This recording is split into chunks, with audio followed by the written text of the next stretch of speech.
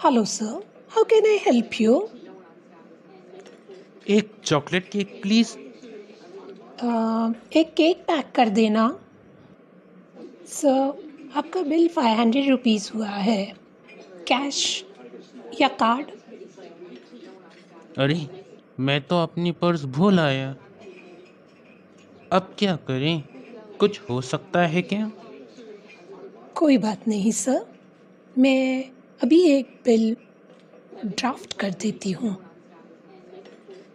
क्या कहा? ड्राफ्ट मतलब क्या? सर, ये एक निगोशिएबल इंस्ट्रूमेंट है। ये लिख के मैं आपको देती हूँ। इसे ड्राफ्ट कहा जाएगा। जब आप इस पे साइन करेंगे तो उसे हम बिल कहेंगे, बिल ऑफ एक्सचेंज। मैंने ये लिखा इसलिए मैं हुई ड्रॉवर। आप इस पे साइन करेंगे मतलब आपने उस बिल को एक्सेप्ट किया, तो आप हो गए ड्रॉई। मुझे पैसा कब देना पड़ेगा? इस बिल पे पीरियड लिखा होता है, टाइम पीरियड। उस टाइम पीरियड के पहले या उस टाइम पीरियड जो उस पे लिखा है उसके मुताबिक आप मुझे पैसा दे सकते हैं। अरे वाह, ये तो बहुत अच्छा है। मुझे डिटेल में बताएंगे प्लीज। जी सर।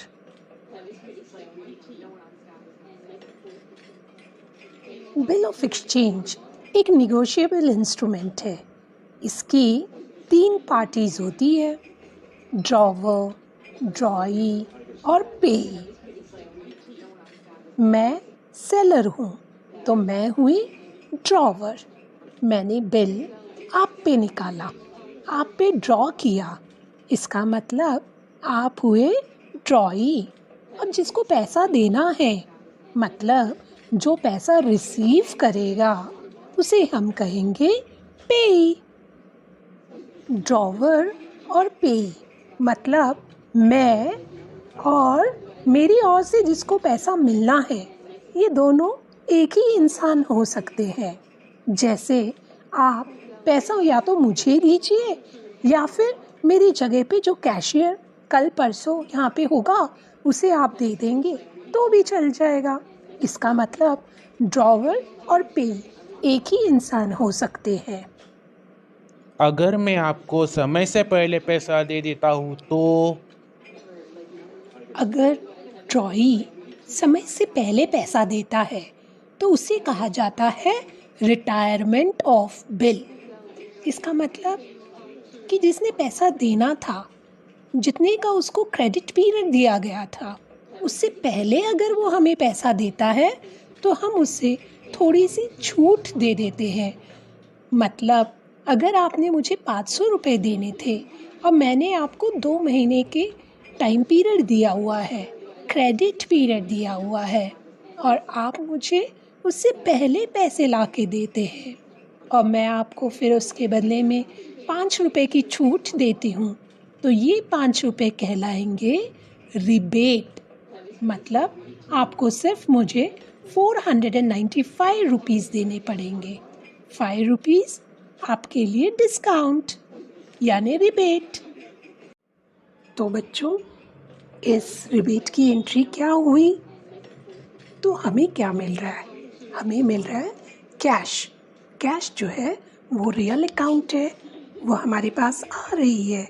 तो रूल एप्लीकेबल हो गया, डेबिट व्हाट कम्स इन। तो कैश अकाउंट डेबिट। अब रिबेट का मतलब जैसे मैंने पहले भी बताया हुआ है, ये हमने छूट दी हुई है कस्टमर को, तो ये हमारे लिए नुकसान हो गया, इसलिए रिबेट को हम क्या करेंगे? डेबिट। और हमारे पास से क्या जा रहा है? Bills receivable. तो पूरी एंट्री क्या हुई? Cash account debit. देखिए, कैश की जगह पे आप बैंक वर्ड भी यूज़ कर सकते हैं। तो cash bank account debit, rebate account debit to bills receivable.